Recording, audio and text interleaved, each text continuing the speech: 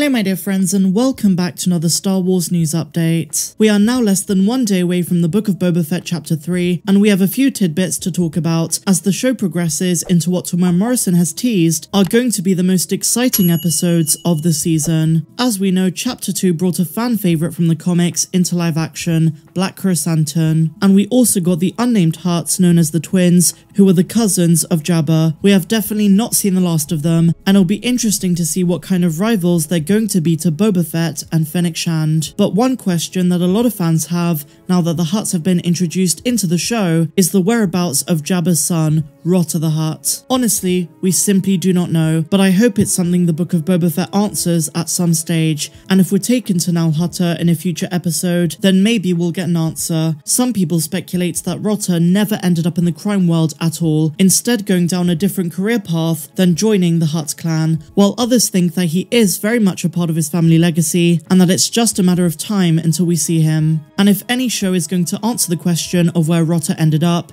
it's the Book of Boba Fett. The twins might just be the start of Jabba's surviving family seeking a foothold on Tatooine and going after the inheritance. Now, an interesting theory surrounding Rotta the Hutt is that he could be the adolescent Huttlet that's mentioned in the Aftermath trilogy, who was renamed Borgo. Borgo the Hutt was initially brought into Freetown by members of the Red Key Raiders, and their plan was to install him into Jabba's palace just before Bib Fortuna took over. However, Cobb Vanth caught wind of the plan and captured the Huttlet. Later on, Malakili, who was the Rancor Keeper in Return of the Jedi, was asked by Cobb Vanth if he could teach the Huttlet, to which of course he agreed. When Freetown was then invaded by the Red Key Raiders, Borgo, along with Malakili and Vanth, were captured, but luckily a tribe of Tusken raiders freed them and drove the Red Key forces away from the town. Given that there are many tie-ins with The Mandalorian and the Book of Boba Fett through the Tuskens, Cobb Vanth and Jabba's palace, including some of these plot elements into the Book of Boba Fett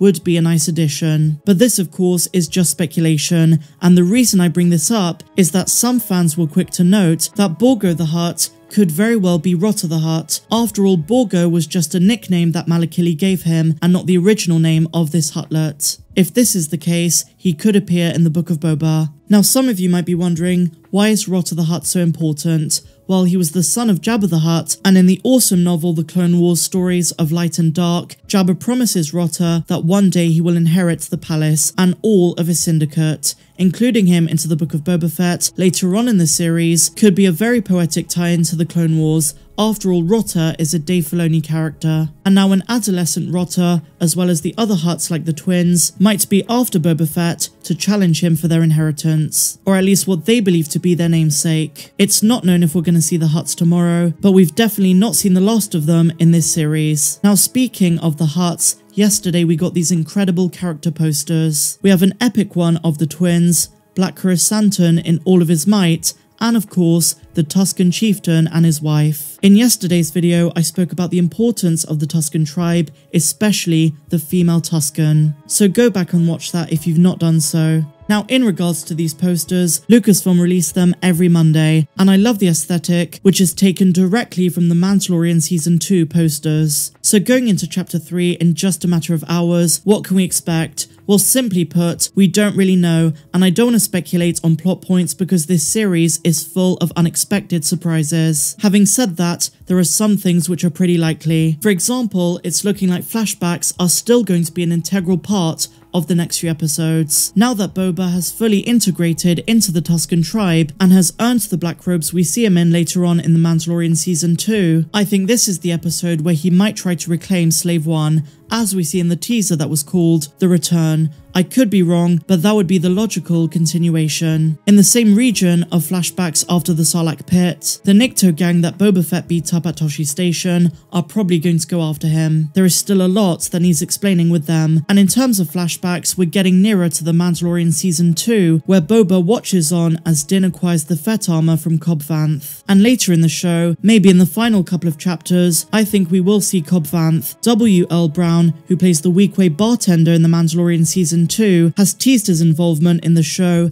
many times, even hinting that his episode in the Book of Boba Fett airs on February the 9th, which coincides with Chapter 7, the Boba Fett finale. So if Cobb Vanth and of course this Weequay appear in the Book of Boba, it's probably going to be near the end. But in any case, flashbacks are still going to be part of this series, at least for another few episodes. And while I've loved them, I'm aching to see more of that current day Boba. What is he going to be up against now that the Hutts have visited him with a warning? The Hutt clan is part of the Shadow Collective of crime syndicates, along with the Pikes that we saw last week, but also Black Sun, and of course the notorious Crimson Dawn. Ming-Na Wen and Temuera Morrison have both stated that there are bigger villains to come than what we saw in Chapter 2, and I can't wait to see those unfold. In terms of episode length, we can only hope that Chapter 3 is as long as, if not longer than Chapter 2, but it could be somewhere in between the first two chapters. But I think the importance of Chapter 3 is setting up the clear direction on where the show is headed. I think the Hutts are just the start, and eventually Boba is not only going to be up against them,